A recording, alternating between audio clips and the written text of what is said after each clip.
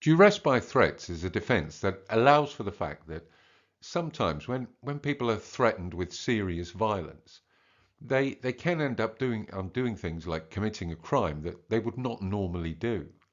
Um, let's have a look at what this young man said when he was apprehended for stealing 5 bottles of malt whisky from a local shop.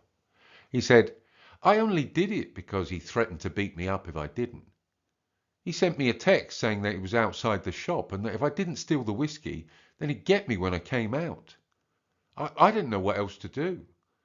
Anyone in my situation would have done the same. He was outside, so I didn't have time to go to the police or escape. He told me to steal the malt whisky, and that's exactly what I did.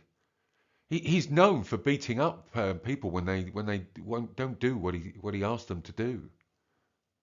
In order to use the defence of duress by threats, our young man must prove 4 elements.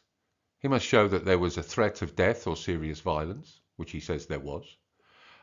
He must also pass the reasonable person test. And in this test, we compare the defendant with another person in that situation and ask, would they too have submitted to the threat and gone on to carry out the crime? There must also be an immediacy to the threat and no possibility of escape. And the young man does say that the person threatening him was outside the shop and that he had no time to go to the police. And there must also be a connection or a nexus between the threat and the offence committed.